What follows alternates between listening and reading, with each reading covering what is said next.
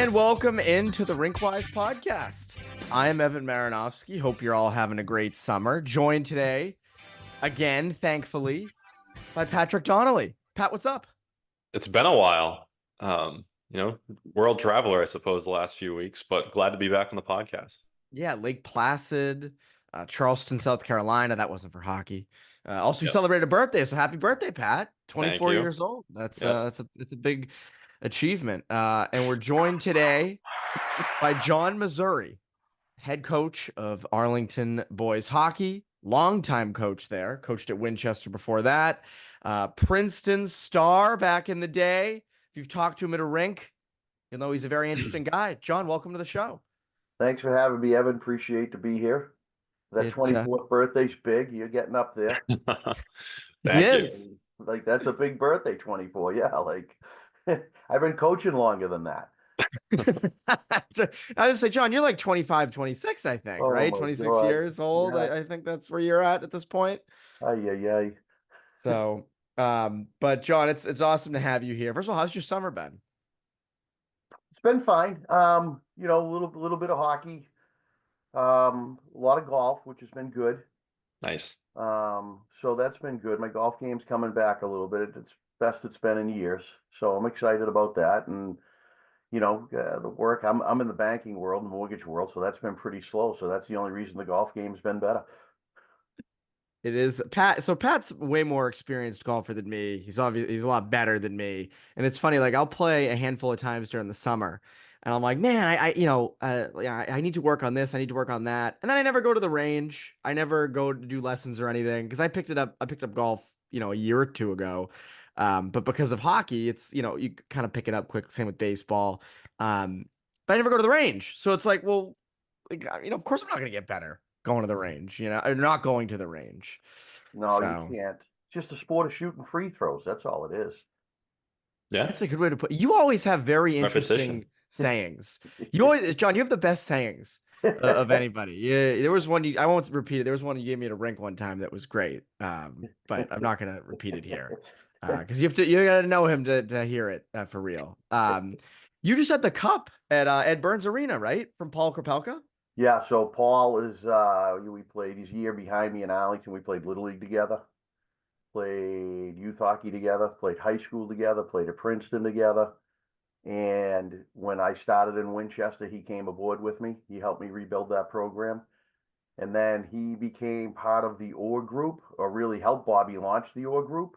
And then that led, so he couldn't really stay with me, which is a bummer because we won a state championship in '98 together with Winchester, which was really cool. Like we were, they hadn't been in the tournament since '62, right? And like that rebuild there was really hard, but we had great people over there, and having somebody like Paul, like just, I didn't have to worry about anything, if I wasn't around or what's going on with the D.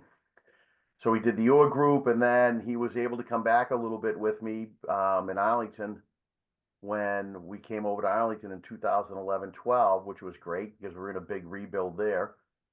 And then he got a assistant GM job at Carolina, and then he got the same gig at Florida. And we were running around Arlington with the cup yesterday, and he was great. He brought it over my 88-year-old parents' house, walked it right up the front stairs. So he's a legend in town.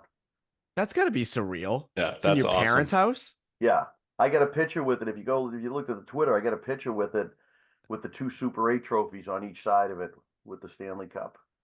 That I is see the clicker awesome. on my feet. I should have brought the 2 Winchester ones with it too. That is so cool. It was pretty cool to have the Stanley Cup in the living room that you grew up in. Yeah, Oh and yeah, that's there it is. I see the picture very, now. yeah, it's really surreal. Like That's amazing. has Yeah. that set in yet, John? Like that's pretty, you're probably in like a very tiny percentile of people who've had that happen. Yeah, yeah. I don't know. I don't know. Yeah, it was cool having the cup in the house with the Super 8 trophies, pictures with my parents.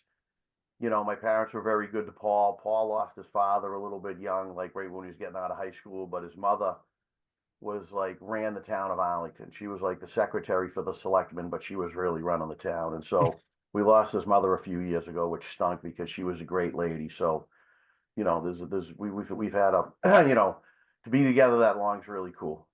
Were there a lot of people at Ed Burns to see the So cup? Ed Burns was 1 to 3. There was a really good turnout there, and then he ran it over my parents' house, and he made a couple other stops, and then he brought it. It's just such a hockey town, right? He brought it over a place called the Menominee Grill, which is run by an Arlington High alum or owned by an Arlington High alum from '75. And so the cup was at the Menominee Grill from 6 until I snuck out of there at 10:30. I got at about 9:30, it started taking a turn. And like the Joey Batanias of the world left. So Joey was there and all the great Arlington alum and from the 60s and 70s. And then they left. And then I ended up getting doused trying to drink out of it from young Paul. And so now I was soaking and I'm too old to, I'm not 24. If I was 24, I'd just take the shirt off and stayed there for more. But it was time to go home at that point. It was time to call it quits. Yeah, By the way, you mentioned the Super 8 titles. Pat, I don't know if you noticed this. So, first of all, everyone who listens to this should go subscribe to our YouTube channel because we do have these all on YouTube, all on video. You can see our beautiful faces as we chit chat. Behind John is a copy of the New England Hockey Journal when you guys won. Because yeah. you're so for 17. those that's Anthony Oh Messuri, yeah. John's son, or one of John's sons, plays at Northeastern. It's his room, and I just know I was looking behind you. I was like, "That's," and I wasn't here for that. Pat wasn't here for that, but still pretty cool that the New England Hockey Journal is in Yeah, the planted Missouri right over his household. bed. I will take that. I will Yeah, take that. yeah, Um, so obviously you've had a lot of success at Arlington. Just to start, because we're going to talk a lot about high school hockey and Mass and yes, things like that. But I'm curious, you played for Ed Burns, legendary coach in Arlington. yeah. What was it like when you took over for him and got to take over for him? Well, no, so there was a gap. Mr. DeCap, who was our assistant coach, coached at Arlington. So here Oh, you I go. didn't Like know I'm that. gonna give you some wild, like you love the wild stuff I give you. So here you go. You ready? Yeah, In I'm 1997, buckled in. 19, yeah, buckle up. Did you pass the height test? I couldn't get on a I roller don't coaster. know. This Yeah, tall to yeah. ride. I couldn't get on a roller coaster till I was like 21. So, um, so 1997, Ed Burns retires in his 50th year. His last win is he pounds Paul and I over at BC in the state quarterfinals. So his last win was against me and Paul, and then he went and lost to Burlington the next night. So that was the last of his 800 or whatever wins he's got, something crazy. And so, and then Mr. DeCap, who was his assistant coach for a lot of years, took over, did a nice job. And then in 2010 or 11 is when the job opened up, and I was I put my name in the hat there. I didn't want to leave Winchester. I love coaching in Winchester. It was really cool. People are great over there. What was happening though was my oldest son, Anthony, now is starting to miss his games, right? So I'm missing the squirt games because the Winchester schedule and practice schedule didn't jive, and so it just wasn't working. And I didn't want to keep missing his games. It's funny. I was the BUAD is an Arlington guy. He was at the party the other night, obviously, and he's good friends with Paul Drew Maricello, and he was like, "Geez, do you wish you did college?" And I'm like, "No, I just like I had opportunities, but I wanted to be home, right? Like I didn't want to miss the kids' games and stuff. So that's why I ended up switching over to Arlington. My Winchester team was coming off 2 Super 8s in a row. We were playing real good hockey, good Yeah. teams. And your journey to getting that Winchester job is interesting. I don't know if you want to tell that story, but I always find it kind of interesting. Yeah, like nobody wanted the job, right? So it's 1994, and like the program is like like I hate to say bad, but bad, and nobody wanted that job. And a guy by the name of Glenn Santini, whose son Rugo would become a star for me. His kids had, like I was playing in the East Coast League, but I still was doing hockey school. So the kid was at the hockey school. He's like, "Hey, the kids really like you. Would you ever like to coach?" And so I'm like, "Yeah, I want to get into coaching." So he says, "Well, go over and put your name in for this job." And I really didn't do it right away. And then a couple of weeks later, he took me to the Oakley Country Club for golf, and I'm like, I just started getting into golf. I'm like, "Well, Glenn, can I be a member here too?" He's like, "Yeah, I'll get you in here if you put your name in." Right. So I turned it in like 2 weeks late, but the guy was a Dartmouth grad. He comes running out. Like I was one hand in my car, And he's like, hold on a second. Are you really an Ivy League guy and you really want to do this? Like, do you know how bad we are? Like, we only got like 16 kids in the program. And then, so I came back in, talked to him. I said, listen, we'll do it, blah, blah, blah, blah, blah. And then, I met with the AD, and the AD basically told me, like, this is a 1 year deal. Like, we're probably going to fold the program, co-op type of thing. Like, we haven't scored a goal in years, for Pete's sakes. And but I'm like, no, we're going to do this. We're going to make it work. We got this one kid, Cuccinati, who's supposed to be really good. He's a junior and you'll be all right. But then what happened is I had a freshman class that had a little bit of talent coming in. Kid Natanamaso was good and stuff. But there was a kid, Pat Offiero, and he was going to Cushing. And something happened that summer with his brother who was at Cushing, who I thank forever for turning me into a coach. So Cushing was not going to take the Offieros. So Pat had to come with me. And how good was Pat? His junior year, he left me to go play for the National Development Program. Okay. So I had a National Development kid on defense as a freshman, and that kind of got us going. And we started playing good. I had Paul, who's a great hockey guy. And and 4 years later, we won the state championship. What a turnaround. Yeah, wow.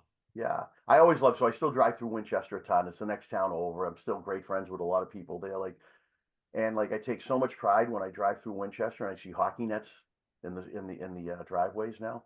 There were no hockey nets. Like, one of my early comments in the newspaper was, geez, I know why the houses are so nice in Winchester. Nobody shoots pucks. Like my backyard out here, right out the window here, like I've got a synthetic like 40 by 20 out in my backyard. Me and my wife have given up on fixing the windows back there. We just boarded them up. We've just boarded them up because the players come over, former players come over. They'll just be out there ripping pucks all night. And like 2 of my windows have been broken so many times. We're like, Michelle, until the kids graduate, I'm just putting wood in these things. As Coach Jones eloquently said, you could take a picture of the back of your house with the windows and the siding and say that you're in the Ukraine for vacation, and people would believe it. Jesus. Yeah, you didn't say that. It was Coach Jones. It was Coach obviously. Jones. Yeah. Don't shoot the messenger. Yeah, exactly. Blame it A good on joke him. is a good joke's a good joke.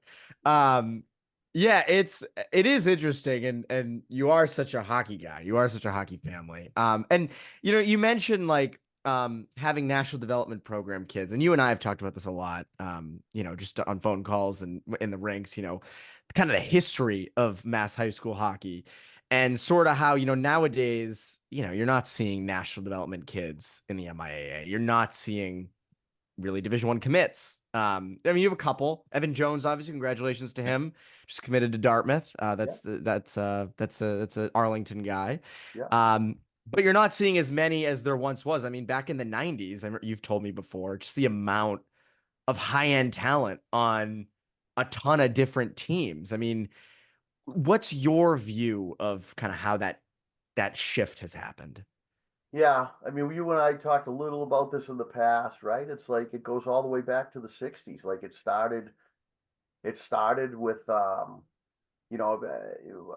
oldest brother graduated from Arlington High in 76, so he's like 8 years older than me, so I was first exposed to high school hockey then. And going into the Garden, like I was like watching Arlington play in 74, I was like, oh my God, like this is the greatest thing I've ever seen. Right? I'm 8 years old and I'm like, this is unbelievable. There's 13,000 people in here watching a high school game. It was unbelievable, right? So, but what happened is, if you look from like World War II to like 74, 75, is only one Catholic school ever won a state championship, and that was Malden Catholic, right, in that window. And then Bobby Orr arrived, and all of a sudden we had 60 more rinks, and hockey became more popular around here, and more people started playing, right? And then the other thing that happened, it was political, was busing. So like South Boston was loaded. Charlestown had good teams. All those city schools had good teams. And then when busing came around, the kids pushed out for whatever reasons, right? It is what it is. It was a lot of upheaval back then, and kids were looking for places to go. And so a lot of the kids left the public schools in Southie, etc. The Fiddler brothers from Charlestown, right? And they went off to Catholic schools. And the first Catholic powerhouse is Mattanon, right? And so why is Mackinac the first Catholic powerhouse? Well, Marty Pierce, who's a legend and one of the great, great guys ever, he's the fire chief in Boston. He's got this Mackinac job, and he's in and out of all the firehouses, like, on a daily basis, plucking, hey, my kid, have you seen Fiddler play? You got to go get Carter here. Have you seen Dookie Walsh play? Right.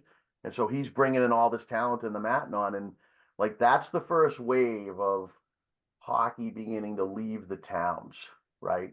Like, that's the first wave of it. It had to do with Bobby Orr and Bussin. And, and then it just starts. And then by the 80s now, like St. John's Preps, like, coming, and Mackinac still coming, and then CM starts coming, and Severian and AC, and it's all, they're plucking kids out of the towns, and and that leads to, that's the first wave of it. So, and like the Catholic schools carry the day to like 2000, and then all of a sudden, like the private start chipping away, right? You always had an Exeter and Andover, Belmont Hill, St. Sibs, and those schools, right? But it wasn't like it is now. Like my brother Tony's team in 74, 75, 76 would go up and play Andover Academy and beat them. We'd play Belmont Hill. I was telling you, Evan, like, and again, like, what, the 80s is starting to slow down a little bit. Like I was telling you, though, like my power play went Harvard, Princeton, Brown, Maine, ULO. That was my power play at Arlington High my sophomore year. And like, Butcher Cutone he was 2 years ahead of me. He would go to Harvard the following year and be the Ivy League Rookie of the Year. 2 years later, I would go to Princeton and be the Ivy League Rookie of the Year. So we didn't just have like maybe kids who were going there. Like you can't roll a prep school team out like that. No, there's Yeah. definitely commits, but and that's the other thing is like, and it wasn't just your Arlington team either that was like that. Oh, Like there were Madden, my multiple years had teams. 9 Division I forwards on that team that won like 5 or 6 in a row. It's And crazy. they were beating up Tommy Barrasso's Acton Boxborough team that had guys like Alan Bourbeau, Sweeney. The Acton Boxborough team had like 6 pro guys. Now that I'm going back in my mind, like Flanagan's, Robinson, and Barrasso went right from Acton Boxborough High and won the Vezina the following year in the NHL. Like, process that. Yeah, you can our Yeah. minds cannot. You I guys mean, I can't thought get about there on that this one. recently because Bobby Carpenter came up. He took the job at Winchendon for the Yeah, girls team. And yeah. I remember like, because one of my dad's friends from high school, like his brother went to the prep with him back in the day. And you look at Bobby Carpenter's stats, he had 47 points at St. John's Prep, and then the next year he goes and has a 60-point season in the NHL, NHL. He's which on the is cover of insane. Sports Illustrated, the can't miss Yeah. kid. It was kids were just flying right out of here. And then we started to get chipped away on, and then you went into 2000s, then junior hockey was starting to come around here a little bit. Like I remember going in the Princeton locker room going like thinking my freshman year, and I wasn't a big recruit, right? And I had been kicked to the curb by a ton of schools. But I remember going in there thinking like, I'm from Arlington, I got to be better than these guys. Mhm. And like I'd be like, hey, where'd you play? And some kid would be like, yeah, like the Oshawa whatevers. I'm like, what are the Oshawa whatevers? Like, and he's like, yeah, I played for, the Windsor Spitfire, whatever, like these junior teams and USHL teams. I'm like, you stink. You know what I mean? And like, I'm like, I got to be better than you. I played in Arlington for Eddie Burns, so it was a different time, right? And then it starts chipping away, Evan, then like going through it myself, like, like my first tournament game, it took us 2 years to get Winchester in the tournament. And we played, you ready for this? The first tournament game we played New Bedford. Wow. Okay. New Bedford. We had 2 kids who would end up playing pro, Offiero and Cuccinati over in Europe, right? Mhm. Offiero was the 92nd pick in the NHL draft. Okay. And they had like 4 kids who ended up playing minor league hockey on New Bedford. New Like Bedford. yeah, There like was that 6 pros in the game, crazy. right? So 2001, I roll into, the Winchester teams, like, we win it in 98. We're not cracking the Super 8. We win it in 2000. Now in 01, we're loaded up, right? And like, 7 years now, and we're like, we got a good team, right? I got Danny Spang on D, who, who would, his senior year for us, he would be the 52nd pick in the NHL draft out of Winchester High. Okay. And so, and then he would go right to BU. So we go in, we come into Arlington to play Arlington, who's loaded. Okay, they got Ned Haven, they got two BC kids, a Harvard kid, a U Lowell kid, UMass kid on the team. I got Spang and Rugo going to Brown and Jake Henry. Like we're loaded too. We come in to play them, and I was like, this year we had 3 Massachusetts kids drafted in the NHL. 3. In that game, the Arlington Winchester game, there were 3 NHL draft picks. Public high school game, 3 NHL draft picks. All we got is 3 this year. So That's the like, and this is kind of it's a good kind of look back at history because I think it should, and this isn't that long ago. Yeah. This is what, 20, 25 years ago? I mean, this is not crazy. This is not like, 40, 50 years ago. yeah, for Patrick though, like turning 24, like you gotta remember now, he's just starting to crawl around the house and thinking about gooning people. Yeah, he is thinking about that. That is what he's doing. That was his 24th birthday. I'm only 25, so I'm not, I'm an elder actually to Yeah. Pat. So when you guys are born right at the turn of the century, it was Jeff Cox. I remember this stat he put out a few years ago.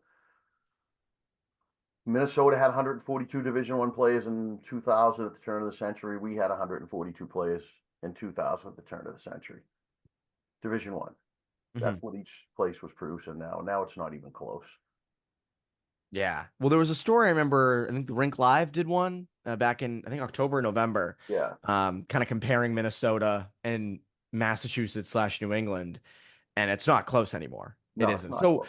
so what's happened? What has happened in your eyes since Well, again, 2000? this is an opinion, right? Like my opinion is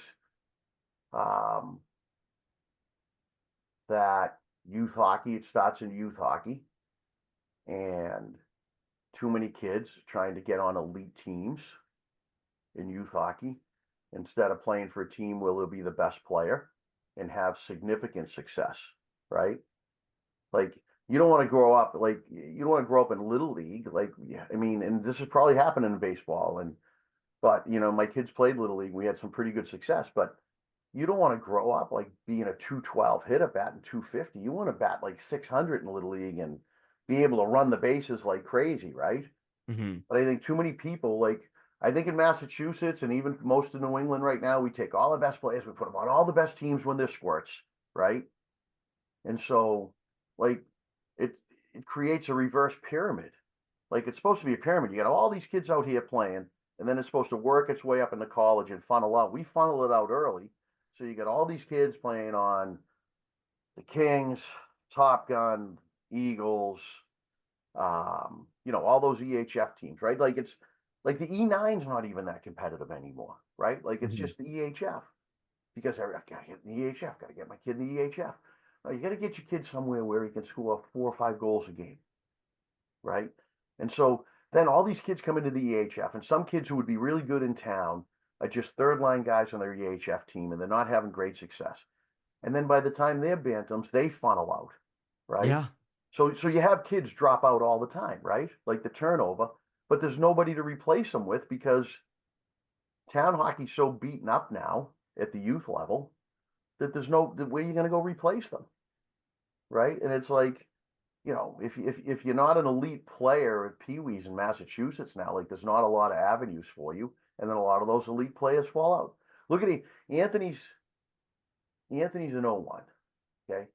The 3 best players around here when Anthony was an 01 was a kid, Robbie Griffin from Burlington.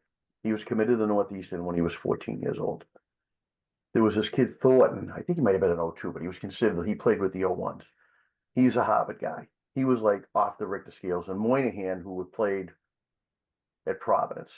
Like these 3 kids, when I watched them play when they were bantams, like, oh my God, these kids are unbelievable. First time I ever saw him, I didn't let Anthony do any of the nutty stuff, but I had him try out for the national stuff when he got old enough, right? So that was my first time being exposed to these 3 kids, and it was unbelievable, right? Thornton played all over the place. Griffin was playing juniors at age 16 instead of playing at Burlington High, okay? And I don't know, Moynihan was with the Flames or whatever. Today, or 5, only one of them played college hockey. Thornton went to Harvard. I think he wrestles. Oh, wow. Griffin just couldn't, like, it was just too much. It was too much hockey for him, 16, 17, 18, playing juniors. And then, then they wanted him to do one more year. And then he went over to UNH. And then, he was just out of steam. Like, he had nothing left. So only one of the three best, and I think it starts at youth hockey. And then you get all these kids in a room from youth hockey from different towns now. And then, like, if where's your kid? Oh, well, Avon's recruiting my kid. So you got a seventh grade kid, and you're sitting there going like, hey, I'm going to send my kid over to Reading High. Well, I'm sending my kid to Avon. And you're like, wait a second, like, am I doing what's best for my kid? Blah blah blah blah blah. Like, I'm not saying going to prep school is a bad thing. I think it's a good thing. I think they do a great job, and there's a lot of good coaches in prep school. But I think people rush. I think there's a lot of people who should just stay at their high school, especially like freshman year and maybe even sophomore year. Like, look at Capone, right? Like, Matt Capone played at Mansfield High for 2 years. Mm-hmm. Like, he played Mansfield High for 2 years and then went to Dexter. So I think, these kids, they all jump too soon. And I think it's slowing down development because kids aren't having success. You got to have success, right? Like, you got to have, and what's that mean? Like, you got to be at places where you're producing, being able to play your game, being able to have success. If you don't have success, I had a kid, Pete Cheshire. I go super quick on this one. The Super 18 here, right? Mm-hmm. When he was a sophomore, he struggled mightily. He was a real good player, but he couldn't score. He had always played a year up. So he's playing back then, like, the E9 was pretty good. He was playing in the E9 and he was playing a year up instead of at his age. He could fit in. He was old enough, strong enough, but his, like, freshman year played for us, made the team. Sophomore year, was like a second, third line guy. Didn't score all year though. So I told him that spring, I'm like, listen, talk to his dad, great people. I'm like, he's got to go play in the Europa Cup in the spring. They're like, that's horrible hockey. I'm like, I know. He needs to go play in the Europa Cup in the spring. He was an all scholastic for me junior and senior year. That spring he went, scored a boodle, and then, like, learned how to play, learned how to score, learned how to have the puck. And I think that's what hurts our model the most is through youth hockey that happens. And then kids, there are kids who should jump out of high school hockey. Like, Jonesy's committed to Dartmouth now. It's time for him to go. Sadowski committed to UNH after his sophomore year with us, right? Mm-hmm. It was time for him to go to Kimball Union, right? Yep. But we have a lot of players who, I haven't lost a player yet. I thought Jonesy was going to break the streak. I haven't lost a player yet in 28 or 20 or 94, whatever it gets to here. I took 2 years off in between there. I haven't had a player leave who I thought was, and I said, listen, I think you should stay one more year and then end up committed anywhere.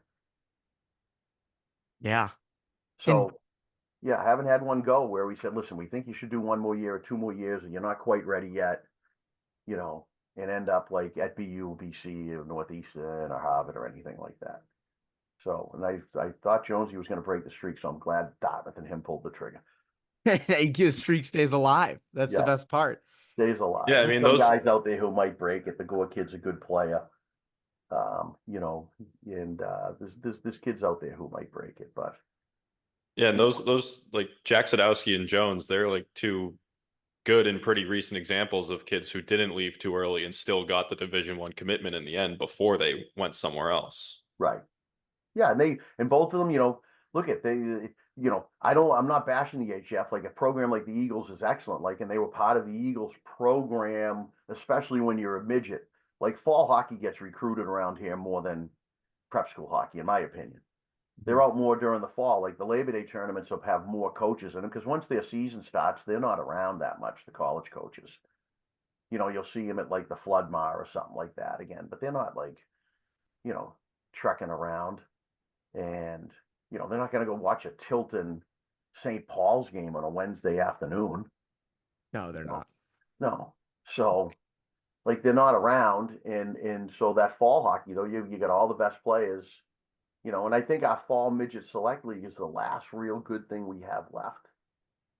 And I worry about it blowing up a little bit because it's starting to tweak in that direction, right? Like, Mm-hmm. that's the last good hockey we have where you see a lot of the good players going at it, going at it. So, yeah. And then for those youth levels, because you're right. I mean, I remember even when I was coming up, might squirts to be on a select team, you had to be really good. Like the best kid played on a select team. But then as the years went by, more and more kids would go play for those select teams. Right. And I think that's I think it's just kind of gone down even further where at mites and squirts, these kids are playing on, they're leaving town hockey and they're going to these other teams where you're right. I mean, they're playing lower in the lineup. They're not scoring as much. And yeah, the competition's better. But I think from what you're saying, it doesn't matter as much at that. At that level, it's just about the feel for the puck, building confidence, Yeah, you right? can have confidence. Anthony does shooting lessons out in the backyard rink out there, right? And there was Hmm. a father over there who used to work with me in the mortgage company years ago. Great guy. And we were talking about what to do with his kids. So I was out there talking to him, and he's saying, well, the guy from, and I'll leave the program out, says, now the kid's going to be a scorer, I think, a first year scorer, or maybe even a second last year might. He's like, well, the guy says if I don't play in that league, my kid's not going to be, the pace of that league is going to pace in a mite game or a squirt game. Like they really think there's pace in a squirt game. Like, what are we doing? Like, but that's what's out there. And look at, I got my Boston Junior Penguins program, right? Hmm. And that's a AAA program. But we strongly push and almost enforce, kind of like have a few exceptions, but almost enforce you have to play in your town team to play on that team. So we have Hmm. Winchester, Arlington, Belmont kids. You have to play for the town program in order to be eligible to play on the Penguins. And we're not like the elite division, but we can go beat almost all the AAAs. You take, the better players from Arlington, Winchester, and Belmont, make an all-star team. Like we go out and win a lot of tournaments, you know. Hmm. So Anthony's a one-team had him, the kid. It's got him. It had Davies who plays at Stonehill, and it has Luke Kazosian who plays at Harvard. You Wh know, and they Why do you like? Do you think it's because a lot of that has turned into a business that's yeah, permeated itself through, or Evan, I don't is it like you guys get a pressures? better handle on this part of it than me. So I think there's two pieces to it, right? Like as parents, well, I get a better handle on this part than you guys do. You'll have a better handle on the social media. As a parent, if you're a good parent, you want to try to support your kid and do what's best for your kid to provide him with success. I never have any issue with a parent who's up in arms that maybe I'm not playing this kid enough, or like that to me is a parent who cares, right?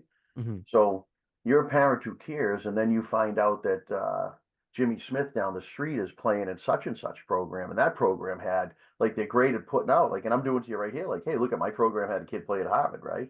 And then Hmm. you feel like, well, wait a second, if my kid's not playing there, like he's never going to play at Harvard. Like, what are we doing here? So I got to get my kid into that program, right? And then the people who are selling it are telling you that too, right? If you don't play here and blah blah blah blah blah, right? Like, so um another saying I have that you'll like is like I'll tell my players, especially ones who are thinking of leaving or like guys I'm trying to prove. Or I had this conversation with Jonesy in December when he was kind of not playing great at one point. I'm like, Jonesy, I'm a public high school coach. You know what that lets me do? I get to tell the truth. Like I don't have to lie to you so that you'll pay a tuition to come to my school. I get 30 full scholarships every year. You do. Yeah, I got 30 scholarships every year. Okay. And now Mara Healy's giving us lunch. So I got a meal plan for you too.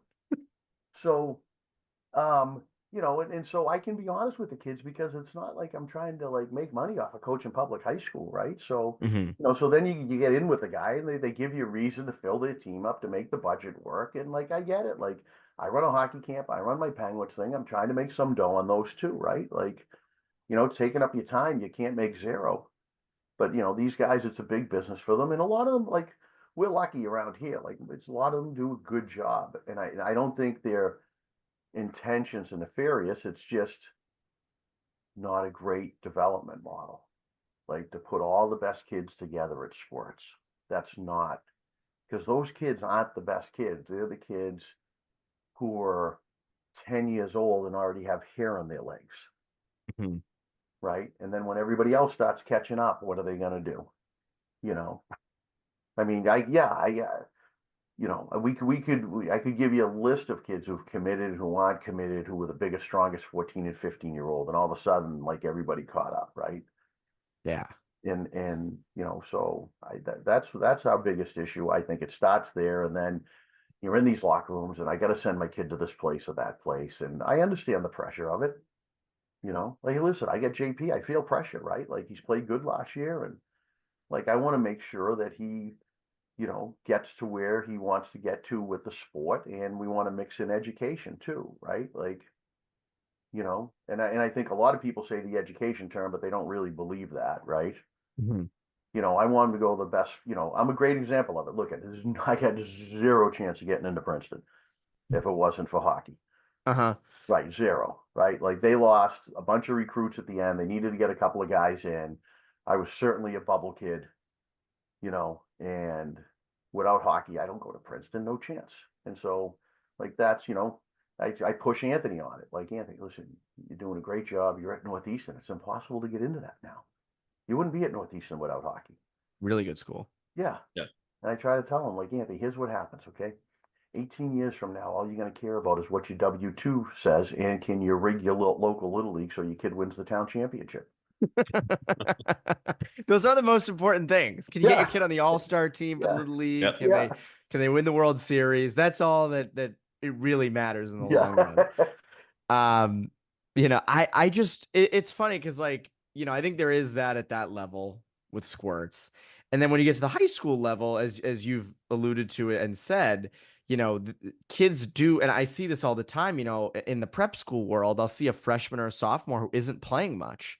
Right. And I always think like they would be way better off just playing somewhere. And I get, Right. you want to be in a prep school somewhere, you want to get in early and learn the systems and all that. But to me, my opinion, again, my opinion, clearly labeled as such, and Pat, I'd be curious to hear what you think about this. But like as a freshman or sophomore, you need to be playing. And if Right. that's for your town, if you're from Rhode Island, it's a town high school. Like I think that's fine too for that age. Just get reps. And I think kids miss that so much in the high school level. Yeah, No, I'm when with you you. think about it, Evan and Patrick, when you think about it, right? When you think about what the NHL does, right? So Laura, we're going to talk about Laura here for a second, the defenseman, right? Mm-hmm. I watched the Harvard NCAA game last year, not this year that just passed. When he was defenseman at Ohio State, I had no idea who the guy was. Ohio State ran Harvard out of the building in that NCAA first round game. Mm-hmm. And I'm watching, I'm like, who is this kid? He was outstanding. He was like clearly the best player on the ice, right? And Harvard had some, potential NHL guys on that team as well. So then they say he's a Bruins draft pick. I'm like, oh, that's great. But then if you look how the season unfolded for the Bruins this year, they did everything they could to take this guy and keep him in Providence. Everything they could, every chance they could, send him back to Providence, get him to Providence, get him reps.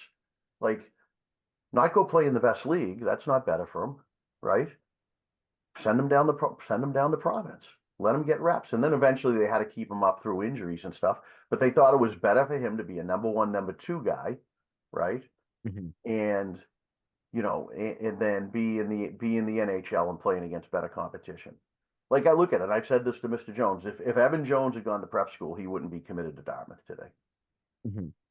He made such a leap this season, not because we coached him, not because he was in Arlington. He made a leap because for the first time in his life, he was the number one D. With the Eagles, there's 5 other kids just as good as him, right?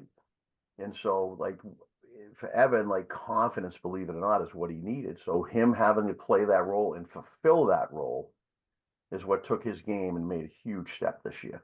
And it had nothing, again, that had nothing to do with like we run some secret practices. That was him adjusting to that and doing that on his own, right? And not enough kids get to that point. And so, like, when you watched him go out to Marlboro and Buffalo, and if you looked at a film of him last year at Marlboro, he wasn't like, he would get the puck in Marlboro. Not this year, the year before. He'd get the puck in Marlboro. He'd just get it up ice, make a good outlet pass, and he'd be done with his day. Mm-hmm. This year, he was like, taking ice when it was there, making plays off the blue line. And that was just all him getting confidence, So, like, they missed that piece of it. And I think what we're talking about with the AHL and the NHL thing, or Portreus being sent, like, Portreus was great for the Bruins in the preseason, right? And they turned around and did what with him? Sent him back to the OHL or whatever, right? Well, he was up with the Bruins. Well, he ended up staying with the Bruins, but because he No, couldn't go to the AHL. Who's the super? No, not Lori. The other Patra. Patra. They kept they kept him in Boston, but then he got hurt. So then he was done for the year. So He that was was the other done thing, for the right? year. Like he went to the Yeah. NHL, had some success, but got hurt because he's Right. 19 and tiny. Yeah. Yeah. So he wasn't ready then. So that's Yeah. and it, go Pat. Or I was gonna say, me and my friends have this conversation all the time with like Evan, like with Georgi Merkulov or Lysell. It's last year, like, why isn't he up here? Like, they need someone on the third line. Well, what are you gonna do? Put him on the third or fourth line, play him maybe 5 minutes a night. He's not gonna score. He's a scorer. That's his game.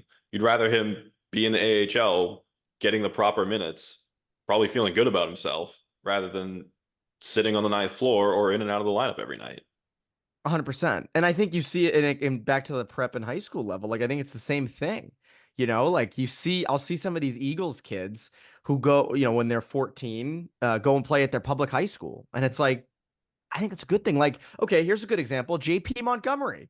Jay Montgomery's son, while we're on the Bruins, stayed at Winchester last year, and got considerably better throughout the year. And John, you know this, and I know Pat, you know this. Like, if you're a defenseman in the MIAA, are you facing the most skilled forwards? No.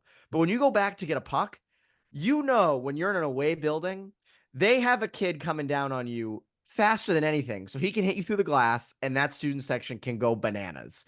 And I think, JP was a great example of a kid who at the beginning of the year was a little more hesitant on his breakouts and then got a lot better. And I think he played in a top 4 role at Winchester. If he's at Belmont Hill or St. Sebastian's or, any other prep school, that's not the case. He No. probably isn't. And I think Right. you see that with a lot of kids. Right. And again, if JP and Jimmy wanted to send him to Belmont Hill because it's a great school and they wanted the kid to learn how to be in small classrooms and study right away, and like that was what they were thinking, and that was a significant piece of the decision, they should send him to prep school. Like, Oh yeah, there are definite not all benefits. public I schools completely are like, agree. have the right fit for people, right? So so if that's the case, that's the case. But let's not kid ourselves. 75% of these hockey decisions with kids are being made with hockey as the primary decision making piece, not, I am sending my kid to prep school because, I want him to learn this, this, and this, Another one I argue with Mr. Jones with all the time. I'm like, Jones, he graduated from Salem State. I'm like, Jones, do you think we had different books than you had at Salem State at Princeton? It's like, I'm like, Jonesy, trust me, from a Princeton guy, the education thing is the biggest fraud going. Like, it's a fraud. Like, you go to school and how hard you bust your hump after you get out of school is how well you do in life. I agree. I mean, Like, the only real great education you can get in the Northeast is UMass. Everybody knows that. everybody knows Everywhere that. else Yeah. is Yeah. second tier, and that's okay. Yeah. But I think there are a lot of benefits to prep school. Like you do see the occasional freshman or like those the own not like Carter Meyer and Finn Sears and Sam Pandolfo at Rivers, but they're the outliers. That's Yeah. not And he was ready to play everybody. at that level, right? Yeah, You know what I mean? He They was ready were. to go and play with confidence and be successful. I'm not saying a lot of these kids can't play. Like, so we got the high school showcase this weekend, right? We got 100 and something kids signed up. There's going to be 25 kids out there who could play at prep this year. Mm-hmm. There'll be 25 because we get most of the best players coming. There's 25 kids who could play in a prep school lineup this year in high school hockey. There's no question. Look at how many kids go from high school to prep school and are wildly successful, like Sadowski. You know what I mean? So he was at Arlington and he was really good at Kimball Union, And the other thing that's interesting about high school hockey, right, is for the most part, almost every coach in high school, like we might as well put a buzzer and go back to learn to skate and play buzzer hockey because just about every coach plays the same lines against the same lines all night. Mm-hmm. So what I mean by that is each coach is always matching lines. So the first line in high school hockey, when Arlington's playing Pope Francis, those 6 forwards could play prep school hockey. Yep. They play against each other the whole game. The whole game. It's not like they're playing against the fourth line guys. No. Then we go play Hingham. It's the same thing. The same kids are playing against each other. You know what I mean? I got little JP and Nolan. They're going up against Fahey and McCurtain the whole game, right? Mm-hmm. Like, so, and Jonesy's going up against Fahey the whole game. So it's not like, the fourth line guys are out there who, like, yeah, I mean, that's the biggest kickers. We don't have depth, right? But, it's not like Jonesy's feasting on the fourth line guys. He's playing against Fahey. He's going to prep school. He's playing against the A bunch of the kids from Polk were going to prep school. He's playing against the first line for CM, right? Mm-hmm. And so, like, yeah, those they're not the elite prep school guys, but it's still, right in the bucket with it, And here's the kicker: if you can, you shouldn't even stop at prep school. You should just go play juniors because that's where they're going to put you anyhow. Yeah. Yeah. At that point, everyone's just funneling to juniors. Yeah, you got prep school kids who leave now to go play junior. So if you're a high end prep school kid, then you're off to the USHL, the BCHL. Yeah. And I think there's a trickle And down effect. I think there's a complete trickle down effect Oh, from, you know, the college transfer portal stuff. Juniors is clogged. Younger kids are leaving prep school earlier. Like yeah, I think it's a whole thing, and it goes down the ladder. right. And I'm not saying again like you should stay at high school for 4 years. I'm absolutely not saying that. Like if you have a good year, you gotta then you gotta move, right? And I'm not saying you have to start at high school, but if you have a choice and you get a good high school program and from a good town that has a good high school program, and you can start at BC High with Flash, like go do that. Like look at Flash. He took his kid out after his junior year. Mm-hmm. You know what I mean? Like that was the right time, and And he's committed. he's Ryan's committed. committed. Yeah, he's committed to Holy Cross. Yeah. So, but it's it's interesting. JP was out at nationals and he's talking. He's got they're in the dorms and they're all the kids are talking. Where do you play? And this kid played for the Pittsburgh Penguins elite. And he's going to the OHL. And this kid played at Shattuck.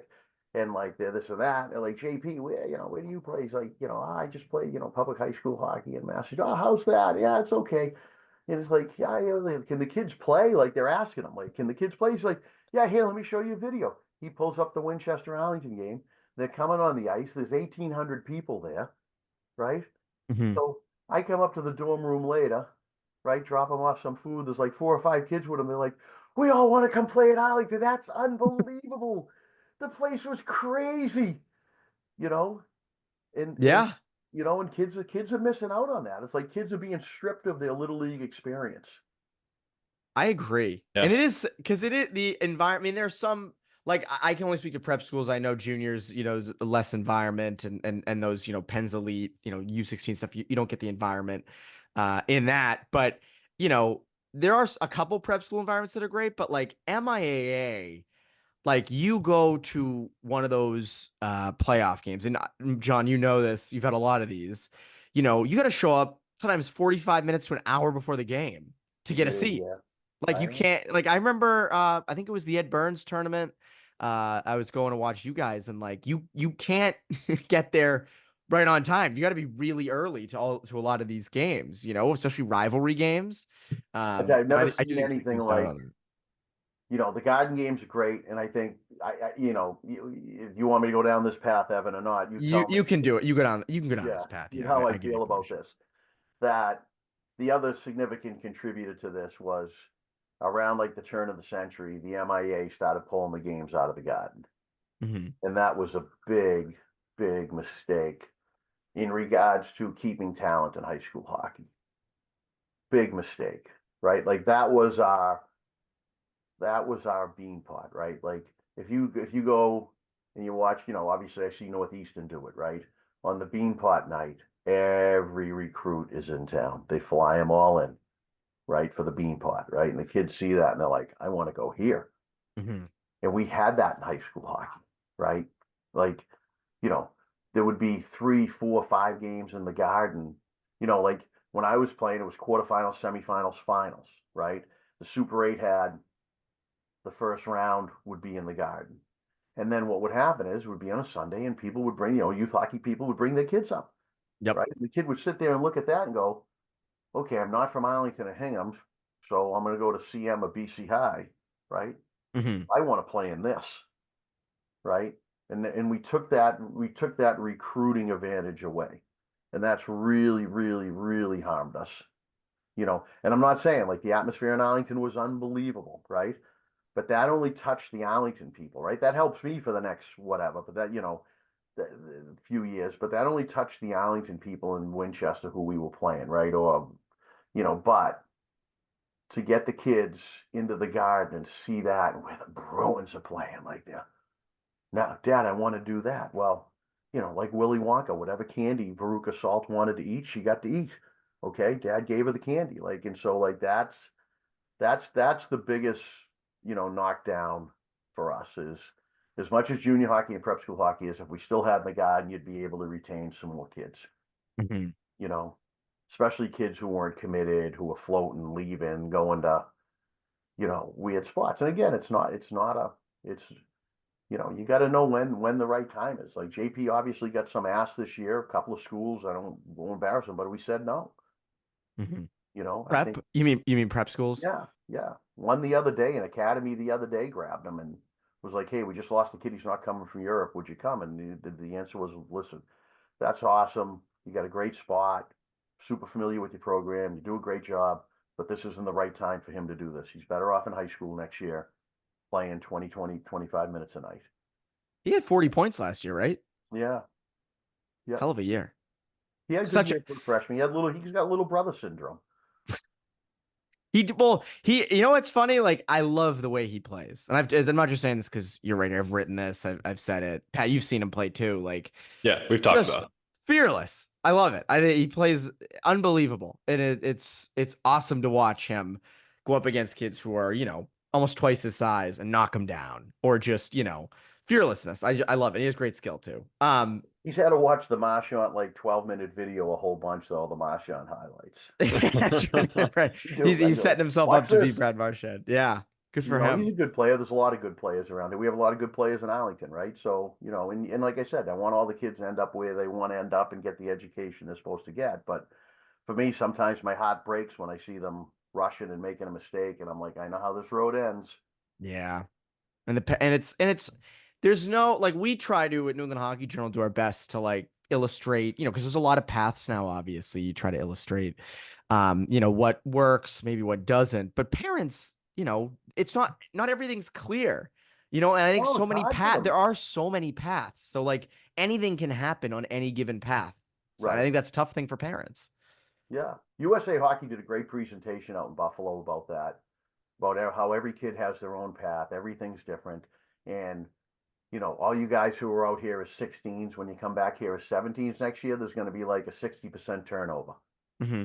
You know, this is going to change and it changes every year. And then we have a lot of kids who make the Holinka Gretzky Cup who don't even end up playing Division I college hockey, right? Like, you know, and kids who didn't we cut end up, you know, being up for the Hobie Baker Award, you know. Yeah. So I mean, it's there's a lot of wiggling and waggling and look at Willman, like Anthony skates with Willman in the summer, right? Like played 4 years at Barnstable and 4 years at Brown and you know, barely played at BU. He did a fifth year, but you know, and now he's playing in the NHL a lot, you know. Yeah. Yeah. So Now, so we've talked a lot about what's happened. Do you think it could ever change? Or do you think we could ever get to a point where the development model in this state, in this region, um, you know, not to say everybody goes back to their public high schools, because I think as we agree, that's probably not super realistic. no. But what can change so that Massachusetts doesn't just have three kids get drafted, or New England doesn't just have Yeah, five kids drafted? Evan, it's almost like the opposite, right? Like it's it's almost like the opposite. Like so the cat's so far out of the bag, I think we got to go the distance now. Mhm. And so like we got great leadership. Cav's a great guy, the head of Mass Hockey. Super guy, does a great job, works hard. He's great. You know, it's really organized. But I think we almost like I think we've got to focus on Mass Hockey, maybe some of the other states around us, but flat out Mass Hockey. And I think it's almost the opposite. Like I don't think the Mass kids are getting the greatest shakes on these other teams. Like, you know, like I was out there, like the kid Bosco from Belmont Hill, right? And he should be like, there's a great example. He should have been at Belmont Hill last year, right? Like he Mhm. was ready, Yep. for that, right? And like, you know, a kid like that, like he had a great run out at the Buffalo and he didn't make it through to the Five Nations thing, right? And I explained to his dad, I'm like, look at you got the Northern Michigan coach coaching, okay? His job is his loyalties to Northern Michigan. And if I was him, this is no different than me doing hockey night in Boston, right? Mhm. If I was him, I'm going to take as many kids on that team who give me a really competitive team, but also kids that I might be able to get to go to Northern Michigan. Yep. And that's just okay. Like, that's not like, that's just how life is, right? Like, we talk about the college thing. Like, yeah, if I apply for a job and the guy owns the company's Princeton guy, I get a good chance of getting the job, Hmm.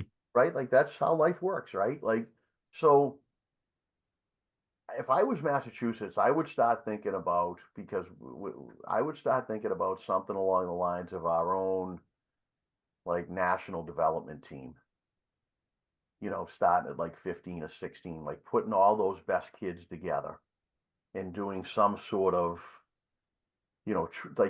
at 15, we've identified our best guys, 20, 25 of them. Maybe there's two teams worth, and you take them all summer and you do an 8-week, 10-week program with these kids and see if we can get them to just go one more level up. You know what I mean? See Hmm. if we can get, Bosco, he's really good. Get him just maybe one more level. Like there's like another half a level out of him by doing some sort of consolidated, the best 25 together all summer, two teams, something like that. You So know, you're not like you don't mean like to face other oh, regions because I would these are pump them out. select camps. Yeah, like I would go say, hey, Cheshire, you coming in town to play the Holinka Cup? You want to play the Massachusetts team on your way by? Interesting. So you would Yeah. so basically the team that would or a team like that would go to select 15 for mass or select 16, you would keep them together all summer. I would get them with the right coaches and train them all summer. These kids are very serious about it. Yep. Right? They're not playing other sports. Let's get past that thing. Like, your kid's got to play other sports. Well, we're going to do our showcases though, right in the middle of the summer. You know what I mean? Like, yeah, we really stress playing other sports, and yeah, but we do all our big hockey events in the middle of baseball. So, It's true. like, come on, let's just be realistic about that statement, right, and get past that. So, um, but yeah, I think we should consolidate. I don't want to see it at age 8, right? Because we're Mhm. seeing that's dysfunctional there. But at age 15 and 16, we know who the top 25 are.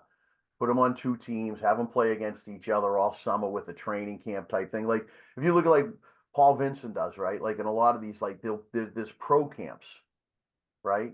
Mhm. Like Paul Vincent's got he's got his thing going in Falmouth and Essex, whatever. You go down to Falmouth, he has like, last year was really good with Anthony. He had like Bobby Trevino, Willman, Tresca from Harvard, like all these pro guys. They work out together for 8 weeks, get way better. Yeah. I think where we're not, our top guys, aren't, we're just coming off of Leonard and Smith though, but still we don't have enough depth of that. Well, even in that draft, it was Leonard and Smith, and then the next pick was Gone. Cohane in the 6th round, and that was it. That Right. was So we don't have like, enough depth. So let's take all these guys, consolidate them, 8-week program. Yeah, people might have to pay a little bit. They'll pay, right? You know what I mean? And you do it from like 15 until they're 18 and whatever, they're off to juniors or whatever. You do it for the top prep school kids of the area, high school kids in the area. And, you just take that Marlboro, when I'm watching that Marlboro final weekend there, the final 40, do that for 6 or 8 weeks. Take those 40 kids, let's train them for 6 or 8 weeks. it's not a And bad maybe, idea. Yeah. maybe that gives us depth we need, where we're starting to like, get back to having 15, 20 kids drafted and giving more kids opportunities. You probably take some kids in that 40 if you get them in a good program like that. Maybe you get a Paul, like Mr. V, he's still so sharp and he's so good. Like I Yeah. sit down there and I watch some of his practices and I'm just like, all right, get the phone out, start videoing this. You Pat, know, Pat, is there anything like that on the girls' side? Because the girls have Um, no problem churning out talent from mass. Not that I know of. I remember talking to Ed Bourget at the Final 40. Um, and I think what they're like, it's sort of, I guess, like it would get in the way of this idea, I suppose, was USA Hockey moved a lot of their select camps back this year.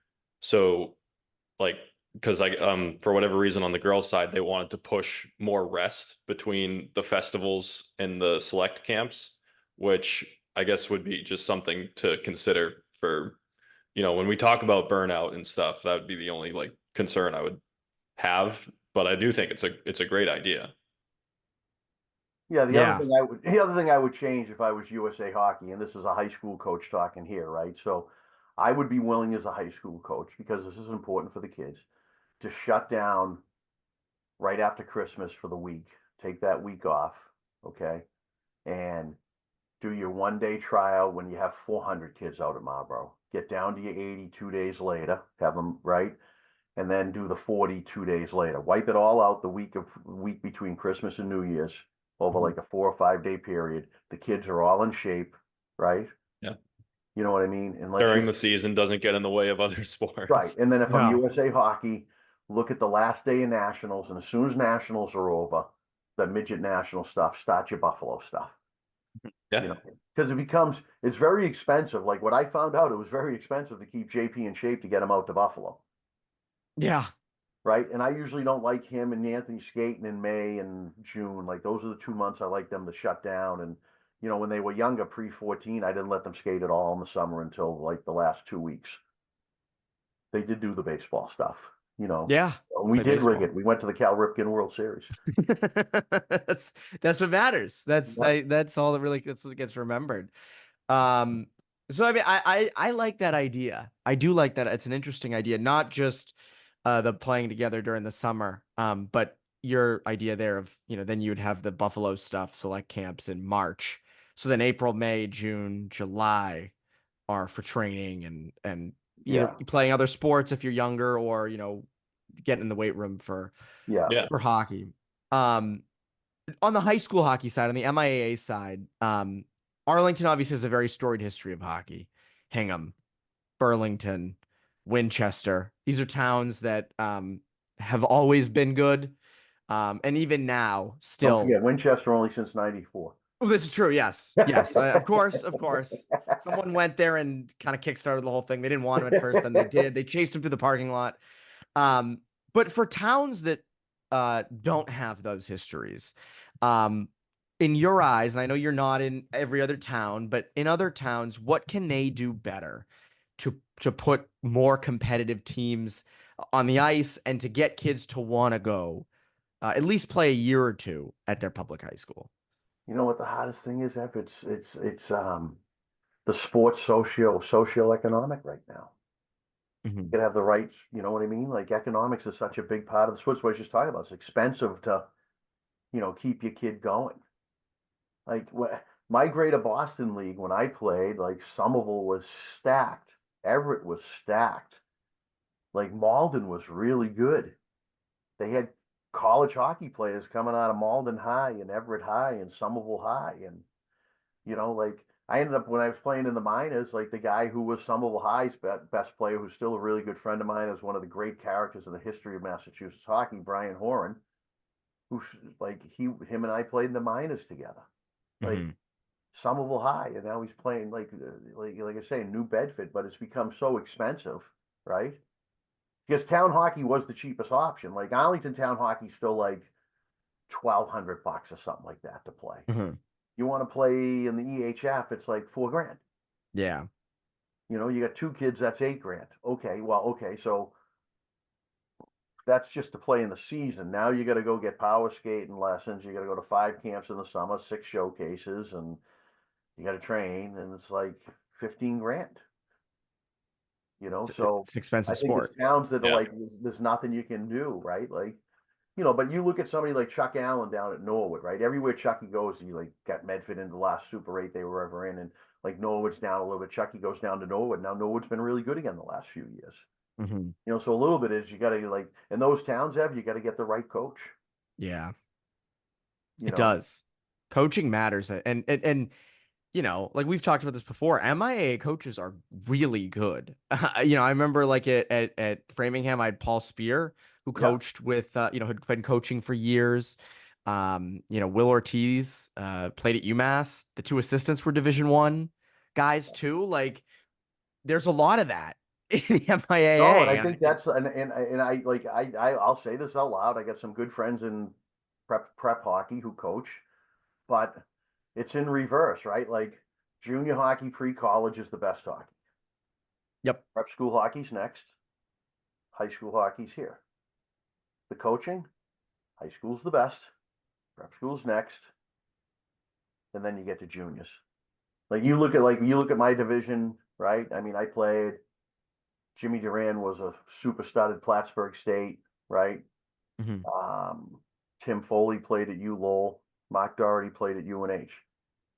Anthony didn't play for a college hockey player in 2 years of juniors. Yeah. And I saw some stuff. Like, I saw a coach come out of a timeout down by a goal with 53 seconds to go with an offensive zone faceoff and not pull his goalie. You know, the dilemma in junior hockey is like, I think it's not, you know, especially in like a league like the North American League, like it's not a, you know, place where you're going to make a ton of money, right? And maybe it's a stepping stone, but man, the college, I mean, to choose a coaching career and go through the North American League and coach in Minot or El Paso, like, you know, I just don't think you're getting great coaching in those leagues. And that was my experience watching it. I think the coaching was very good. I think USHL, they pay the guys enough to get some good coaching. I think the Hmm. Canadian leagues have good coaching, you know, but, you know, I think so, you know, I think some of the NCDC, you know, guys like Billy Flanagan, the Cyclones do a real good job. You know, Tyler does a great job down at the South Shore Kings, Yep.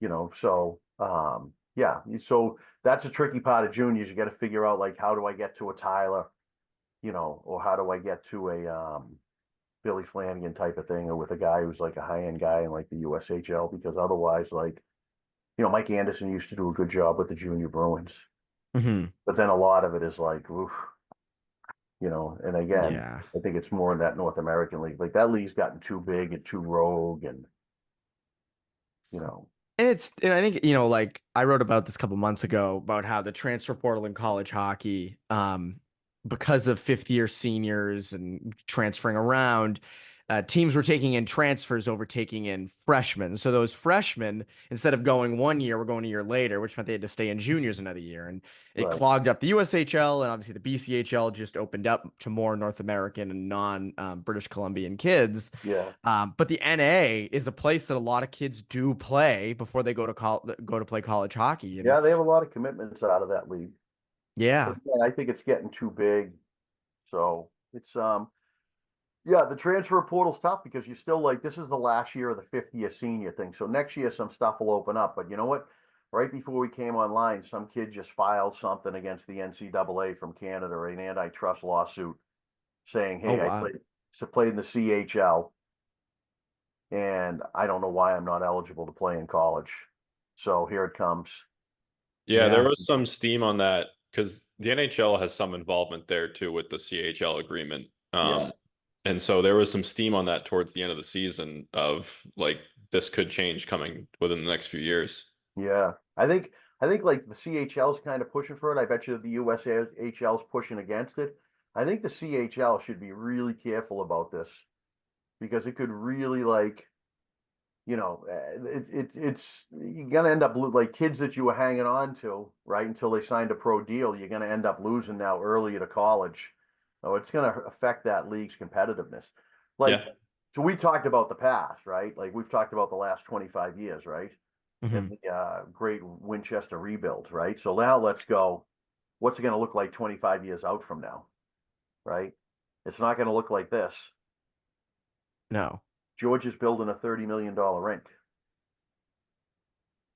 Okay. UNC, Like, UNC's building a huge rink. University of North Carolina. How do you think a kid from Ontario, or who's not from dead in the Boston area, okay? What do you think it's going to look like trying to recruit, if you're Maine, trying to recruit a kid versus Georgia? Yeah. Okay. So when the SEC or the ACC comes online on this thing, like, I think it's South Carolina and NC State are playing an outdoor game this year. It already sold out, 82,000 people, club game. Yeah, they did a few years ago too. Yeah. So what's this going to look like when North Carolina or an NC State, like, and I can tell you, in my opinion, what I think it's going to look like, because I was playing in the East Coast League when it was all in the Northeast. mhm. And then as soon as they started putting a team in Orlando and Charleston, and so you're a free agent, okay, yeah, Johnstown's got this great tradition, but am I going to go play there, or am I going to go play in Florida State? Yeah, exactly. Right? So like, you look like it's already like creeping, like the ECAC schools that used to be Powers, St. Lawrence, Clarkson. Like, they haven't been able to keep up financially with the Hockey East. And so now there's a huge chasm between the ECAC and the Hockey East, right? Mhm. And then, because the Hockey East schools are a little more desirable to go to, better facilities, but they're going to have better facilities, better weather, better campus, better everything. And so one thing that I say to my college friends, coaches, buddies is, you know, you guys better start getting involved in Massachusetts hockey, because if we're not producing enough players, you guys are going to have to recruit nationally. And how's that work out for BC football and BC basketball? It's not a bad point, and I think you even see it just now with the Big Ten. I think your Michigans. I Oh, know they've yeah. been around longer, obviously, but powerhouse, big athletic programs. Penn State, I have Yeah. Arizona State. Um, more kids from here are at least considering. I mean, I know a lot of kids Well, yeah, you see locally just freshmen like what Ferris State, Lake Superior State, these schools were powers, Bowling Green, yeah, Lake Coach York. Superior State especially. Coach York, I'm getting in Coach York's wallet Thursday. I'm playing golf with him and Coach Humilly. How We many? were supposed to do this on Thursday, but then Jerry York Yeah, we had to swooped move it in to that. and I'm just took gonna you sit there and golfing. I'm gonna sit there and open my ears. I love when they start telling all the stories and stuff. But like Coach York won a national championship with Bowling Green. If I walked even out to Marlboro, the top 40, and I walked in the locker room and said, "Hey guys, anybody want to go to Bowling Green?" They'd be like, "They have a team." Yeah, You know what I Yeah. right. mean? So those schools are all already sinking. And I think that one of the hockey, the NCAA level, to me, I love it. I love college hockey, but like it's been put together and marketed the wrong way. Like we had schools, we had Lindenwood. Like Yeah, Lindenwood doesn't move the needle for ESPN or TV coverage or streaming, right? no. Like, what are we adding Lindenwood for? Go add UCLA, you know? Yeah. So basically, those schools like UNC, Georgia, UCLA, because Yeah, I used to think, prior to the CHL stuff and those guys potentially coming down here, I used to think, oh, like where are are there enough good hockey players to sustain all these Division One teams? But they're up in Canada, and they right. would they They would would have to come come, but they'd you're come not down going and to play get at all of them UNC. still because, like, if you complete, right? So if you play, I don't know how familiar you are with how that works up there, Evan. If you play and age out in that league, they pay for your education, part of the Yeah. deal. So you get to go to a really good university in Canada, right? Hmm. And then it's paid for. They pay for it. So you lose that deal. It's part of your contract when you go there. Like, hey, I'm going to go play for the Oshawa Generals. They're like, okay, you play here, and part of your contract is you get a 4-year scholarship to, um, what's the good school in Montreal there? McGill. McGill, yeah. Yeah, you go to McGill and whatever, and then you graduate from McGill, and then you're in Canada, and you get a good job, and you pay 50% in taxes. So, but other than that, it's a good deal, right? Like, Yeah. so yeah, but so they are give those kids are getting full scholarships there. So now, like, if you're going to come out of Canada and come here and play for Michigan, you're going to have to, it's going to be a full deal. Like, I think Hockey Canada is making a mistake. I think they should find a way to keep the cat in the bag. I think it's really going to hurt that league. Coming down, having them come down here and stuff. Yeah, I think it's Um, really going to hurt that league. so I have one last question for you before we do overtime. And it's MIAA related. What is your favorite opposing rink to coach and play in the MIAA? They all Reading. Yeah, Reading would be that's your easy. pick? Reading is easy. Okay. Yeah, they bring but Reading athletics is outstanding. Like just up and down. Like all their programs are really good. Great they have great school support. And yeah, when you go up to Reading to play a game, brace yourself. There was like part of me that thought like maybe you would say Loring Arena, but Well, I talking like no, there was we don't play Framingham except for in the tournament. well, I'm thinking like you would think of the tournament, but Oh, you want me to put the tournament is when we played Framingham at Loring. yeah, Like that that was was a when classic game. like that was we couldn't even hear on the bench. We couldn't even communicate to the kids. Like you couldn't hear the announcements, and You know, like that was a big how do you do too, right? And we used it to fuel the kids up, right? Because we were the 1 seed, right?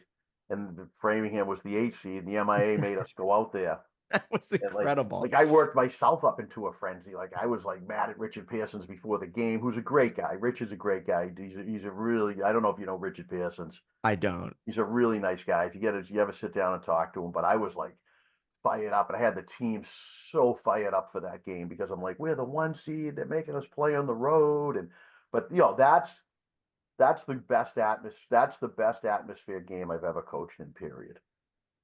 I told my coaches after the game, like that was better than playing at Cornell. Yeah. Cornell has like the best crowd cranked up in a college hockey game. Well, I can take that. That's enough. That's enough for me. Yeah. Hey, it's Bobby Moran, Director of Athletics at Thayer Academy. You know what? Experience matters, and Thayer Academy's professional coaching staff understands how to work with each student athlete to help them succeed. Our coaches and faculty are committed to ensuring both 5th to 12th graders feel known, connected, and prepared. This is Thayer's secret sauce, nurturing each student to reach their full potential. Here, success is truly a team sport. Are you ready for your child to take the next step? See what Thayer has to offer at thayer.org. That's THAYER.org.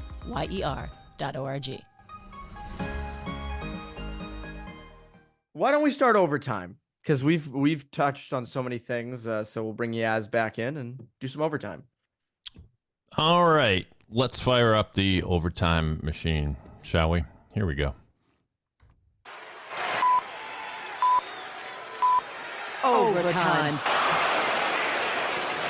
Well, for overtime today, we've done this once before. We're going to do 3 notable quotes from people on the sport of hockey and simply get the reaction from all 3 of our panelists here. First one comes from Brett Hull, and Brett Hull said the following: "There's no such thing as natural touch. Touch is something you create by hitting millions of golf balls. Hockey is the same way. There is no such thing as a natural scorer." And John, we'll start with you. Your reaction to that quote, pro, con, or otherwise? Oh, pro. Just what Tell we us were why. talking Yeah. about with player development. So that, but tell us a little bit more about how much it's talent versus coaching, that dynamic there. It's confidence. It's not coaching. It's putting your kid in the right situation so that he gets to score a whole bunch of goals and create confidence from doing that versus putting him on a super team and he doesn't get to touch the puck as much. Evan, your thoughts on that quote? I'd agree with John. I think like you get it at that younger age. I think you gain the confidence that when you shoot the puck, it's going to go in the net. You get that at a young age. You don't really learn it later on. That comes in the mites and squirts. Pat? I would echo the same things, and I would also add that I think, like, especially today, where there are so many different shooting camps, drills, all these things, that like there is a bit of a coaching element to it in some way, where probably more these days you can teach a kid to shoot a puck way better than you might have been able to previously. Very well. We move on to the second quote. Comes to us from goaltender Ken Reggett. Can you see that, guys, on your screen? We can, yes. Okay, I can't. It would be good if I could see it, and then I would be able to read it. Stand by for 1 minute. All right, here it is. "Hockey is like a disease. You can't really shake it," says Ken Reggett. Pat, is this true, and do you have the disease? Are you hockey positive? I would agree and say I am. I remember, like, Evan and I have talked about it, where it's like, you know, when the Bruins won the cup in 2011, that was kind of like I was part of that wave and got into that. And once I was hooked, I haven't been able to shake it since. Evan, yeah, we'll go to you, Evan. Your thoughts? It's definitely a disease. I've never been able to shake it. Still can't shake it. I don't want to shake it though. I make a living at this. Why would I want to? Like, why? I don't want to do anything else. Do you remember the moment you caught said disease? I don't know if it was my first Bruins game. My dad got tickets like right along the glass. It was Bruins Oilers 2007. Johnny Busick night. Fight happened right in front of us. The 3 goals that were scored were on our side of the ice. It was electric, and that team was terrible too. But I didn't know. It was just so much fun. So yeah, that'd be one. How about you, John? Your thoughts on this? Yeah, go into a rink at 11 o'clock at night and watch a whole bunch of guys who are 45 pounds overweight carrying their bag in with a whole bunch of like a case of beers at age 55. So, no bigger disease than that. That's quite a disease, but a disease that we all enjoy. There might be two diseases in that. Fair enough. Fair enough. The final one is a quote from the movie Miracle, of course, about the 1980 U.S. hockey gold medal winning team. And the quote, which I'm going to go ahead and guess, comes from the Herb Brooks character. It's not about having the best players. It's about having the right ones. John, is that true? And is it true particularly of hockey compared to other sports? Yeah, my 2020 team, that, you know, in our opinion was the best team in the state, got the final game, got wiped out, but we just won the winners bracket, right? And was the only high school team to be the #1 seed going into a Super 8 and then go undefeated through it and then have a trophy from it. Was not talent-wise in my top 8 or 10 teams I've ever coached, but it's the best team. Very good. Evan, your thoughts? Similar sentiment. My Framingham team, when we went to the Garden my senior year, we were not the best team. We were not the most talented, but we beat multiple better teams because we were the right group and it just worked. So I agree with John on that one. Pat? Yeah, I think especially in hockey more than others, because basketball, you saw what the Warriors did all those years ago, and it was just the best players. But you look at hockey, and whether it was like the Capitals, whatever year, the Bruins 2 years ago, when they load up, they get all the best players, and then they don't win it because it wasn't the right mix. Interesting. All right. Well, you've all done very well in overtime. The three of you may not be the best individual podcasters, but together as a team, we think you gold medal worthy. Thank you very much. And back to you, Evan, to wrap things up. Yeah, we really, we're the holy trinity here of podcasting. That's what it is. We got to play more than Jason Tatum. Yeah, we did. We did. Our parents won't be complaining about that No. on Twitter. John, this has been awesome. Thank you so much for taking the time to do this. This has been great, and you're always a fun person to talk to around the rinks. It's always enlightening in a good way. You can send an email to my wife saying that. I will let her know. Let her know. I still got some fun in me. Yeah, exactly. I'll try to let her know. Guys, thanks for having me, and I appreciate, like, the New England Hockey Journal is an important part of hockey in Massachusetts and promoting it, and it helps more in more ways than you guys know. So we appreciate that from our side. Thank you. That means a lot. Yeah. So yeah, that's been this episode of RinkWise. Pat, thanks for joining and being a terrific co-host as always. And John, thank you. And for you and New England Hockey Journal listeners, we will see you around the rinks.